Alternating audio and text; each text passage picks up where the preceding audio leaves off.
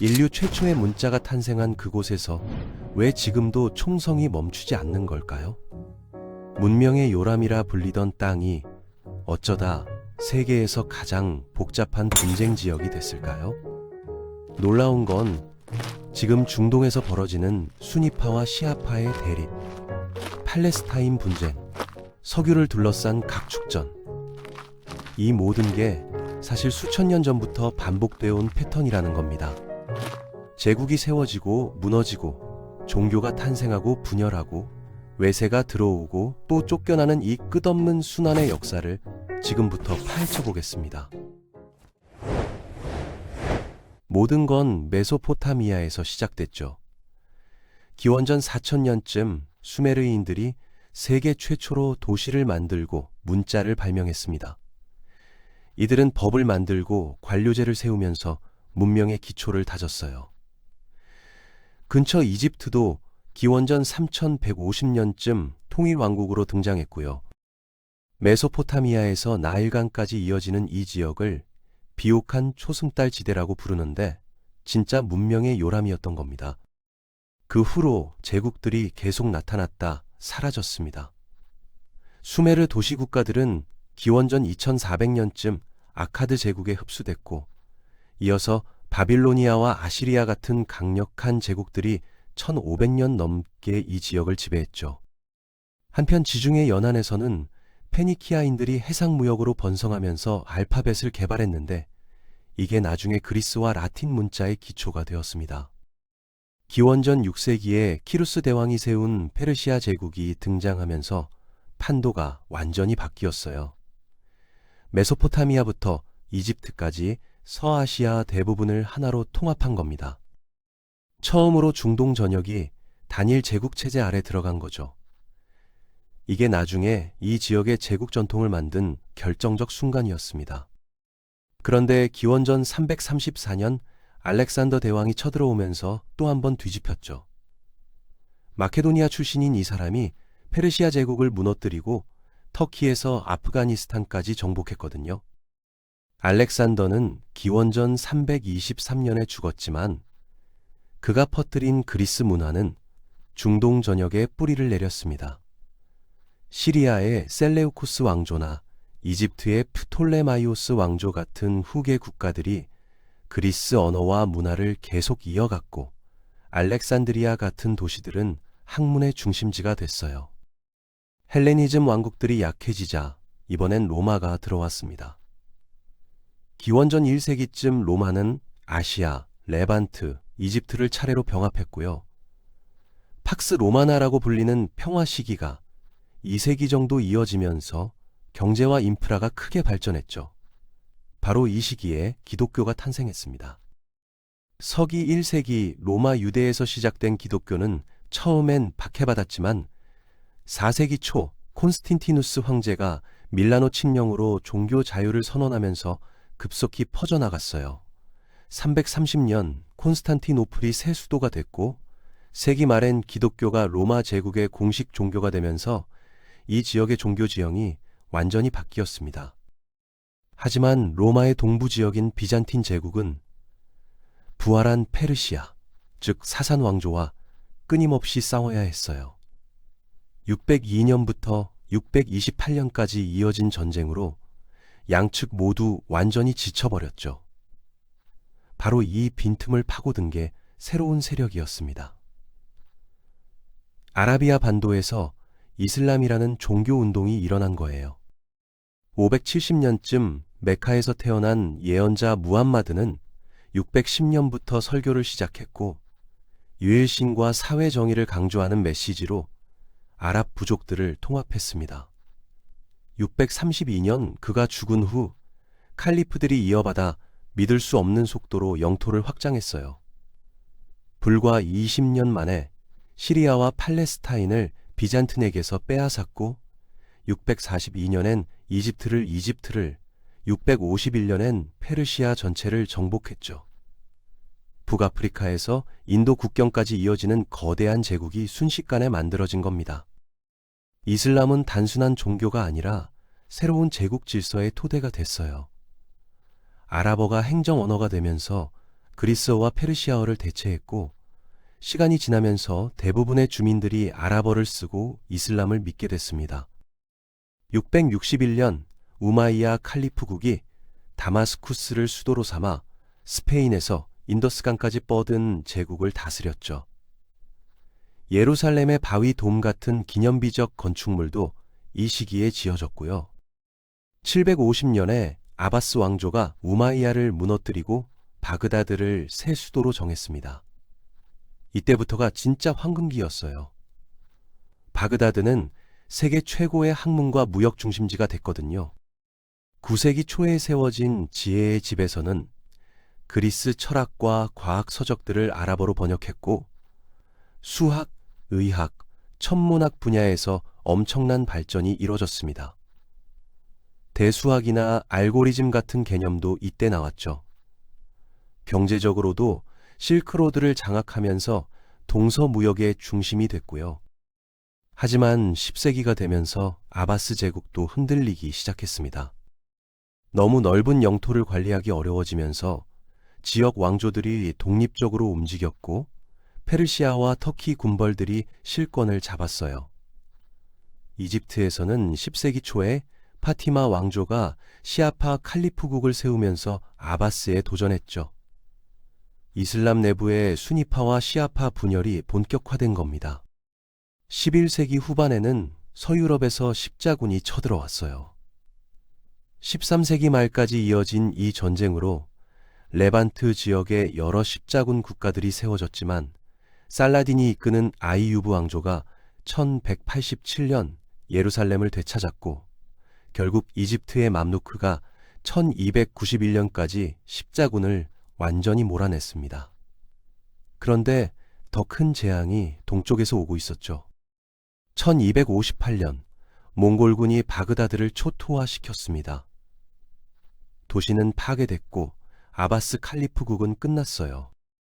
이슬람 세계의 지적 중심지가 사라진 거죠. 몽골은 페르시아와 메소포타미아를 휩쓸었지만 1260년 맘루크가 아인잘루트 전투에서 그들의 진격을 막아냈습니다. 그 후 중동은 정치적으로 쪼개진 상태가 됐어요. 맘루크는 이집트와 시리아를, 몽골은 페르시아를 차지했고 아나톨리아에는 작은 터키 공국들이 난립했죠. 그 중에서 오스만이라는 작은 공국이 점차 힘을 키웠습니다. 1300년쯤 된 오스만 제국은 14세기와 15세기 내내 확장을 거듭했고 1453년 술탄 메흐메트 2세가 콘스탄티노플을 함락시키면서 비잔틴 제국을 완전히 끝냈어요. 이 도시는 이스탄불로 이름이 바뀌었고 오스만은 이슬람 세계의 최강자로 떠올랐습니다. 1516년에서 1517년 사이에 술탄 셀림 1세가 만루크를 무너뜨리고 이집트, 시리아, 메카와 메디나까지 손에 넣었죠. 16세기 중반 술레이만 대제 시절 오스만 제국은 절정에 달했습니다. 아나톨리아 전체와 대부분의 아랍 세계, 그리고 남동 유럽까지 지배했거든요. 아바스 이후 처음으로 중동의 제국적 통일이 다시 이뤄진 겁니다. 근데 이때 페르시아에서 사파비 왕조가 시아파 이슬람을 국교로 삼으면서 수니파 오스만과 충돌하기 시작했어요. 이 수니파와 시아파의 대립은 지금까지도 이어지고 있죠. 16세기와 17세기 동안 오스만 제국은 세계 최강국 중 하나였습니다. 실크로드와 홍해 무역로를 장악했고 이스탄불과 카이로 같은 도시들은 엄청나게 번성했어요. 밀레트 제도로 무슬림, 기독교인, 유대인 공동체에 종교적 자치를 허용하기도 했고요. 하지만 17세기 후반부터 제국은 서서히 약해지기 시작했습니다. 내부적으로는 부패와 경제 침체가 심해졌고 외부에서는 오스트리아, 러시아, 영국, 프랑스 같은 유럽 열강들이 압박해왔죠. 급속히 발전하는 유럽에 비해 뒤처진다는 인식이 퍼지면서 유럽의 병자라는 별명까지 붙었습니다. 19세기에 탄지마트라는 개혁이 시도됐지만 효과는 제한적이었어요. 오히려 유럽의 제국주의가 더 심해졌죠. 영국은 페르시아만을 장악했고 1869년 수에즈 운하가 완성된 후 이집트에 깊숙이 개입했습니다. 페르시아에서는 1908년 석유가 발견되면서 서구 열강에 관심이 폭발했고요. 석유 때문에 중동의 전략적 가치가 엄청나게 높아진 겁니다. 오스만 제국의 끝은 제1차 세계대전과 함께 왔습니다. 1908년 청년 튀르크가 권력을 잡고 독일, 오스트리아와 손잡았는데 전쟁에서 참패했어요. 아랍 지도자들은 영국과 손잡고 반란을 일으켰고 영국은 전후 독립을 약속했죠. 근데 동시에 1917년 벨포어 선언으로 팔레스타인에 유대인 국가 건설을 지지한다고 했고 1916년 사이크스 피코 협정으로는 프랑스와 몰래 영토를 나누어 가지기로 했습니다. 완전히 이중 플레이를 한 거예요. 전쟁 후 오스만 제국은 붕괴됐고 1923년 터키 공화국이 세워졌습니다. 중동은 영국과 프랑스가 위인 통치라는 이름으로 나눠 가졌어요. 영국은 이라크, 트랜스요르단, 팔레스타인을, 프랑스는 시리아와 레바논을 차지했죠. 이 인위적인 국경선이 나중에 수많은 갈등의 씨앗이 됐습니다. 아라비아 반도에서는 사우드 가문이 1932년 사우디아라비아 왕국을 세웠고요. 팔레스타인에서는 유대인 이민이 늘면서 아랍인들과 충돌이 격화됐습니다. 1920년대와 1930년대 내내 반식민 정서와 민족주의가 확산됐고 1939년 제2차 세계대전이 터지면서 중동은 다시 전쟁터가 됐어요. 전쟁 후 유럽 식민주의는 완전히 무너졌고 1945년에서 1950년 사이 시리아, 레바논, 트랜스요르단, 이라크가 독립했습니다. 1948년 영국이 팔레스타인에서 철수하자 큰 문제가 터졌어요.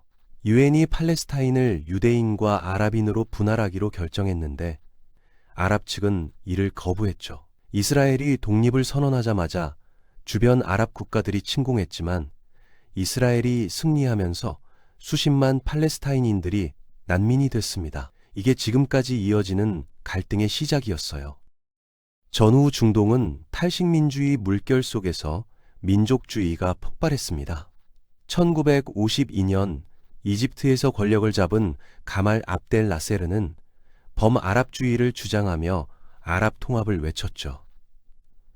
1956년 수에즈 운하를 국유화하면서 영국, 프랑스, 이스라엘이 침공했지만 미국과 소련의 압력으로 침략자들이 철수하면서 나세르는 영웅이 됐습니다.